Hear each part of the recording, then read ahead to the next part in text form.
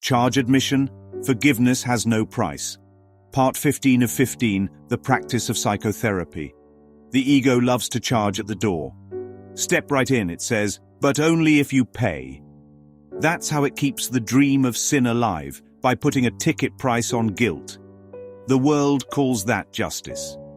The ego calls that healing. But the Holy Spirit has only one dream, and it's forgiveness. And forgiveness has no cost.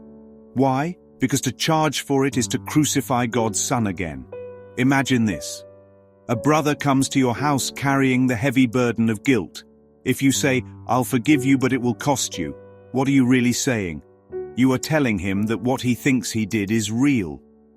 You are declaring the wound real, the separation real, the guilt real. And now you've priced his innocence. You've turned what never happened into a bill to be paid. That's not forgiveness. That's ransom. That's extortion. That's crucifixion. Forgiveness is the Holy Spirit's only dream, because it is the one correction for the dream of sin. It does not ask for payment because it recognizes there was no debt. It does not confirm the story, it dissolves it.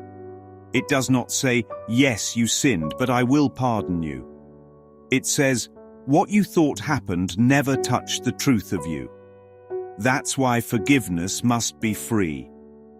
The moment you add a price, you've bought into the lie that sin was real and that God's Son must pay for it.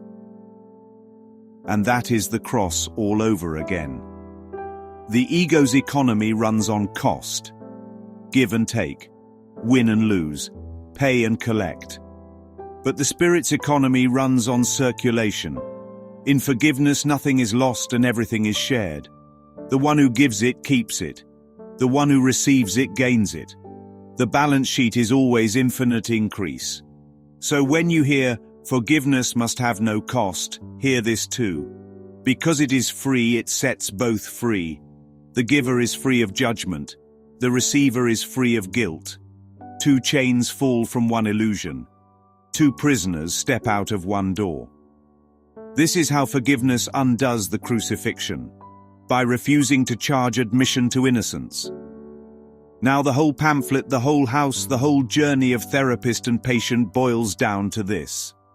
No one comes by accident. Every meeting is holy. No ledger can capture the gift that is shared. And the final rule is simple.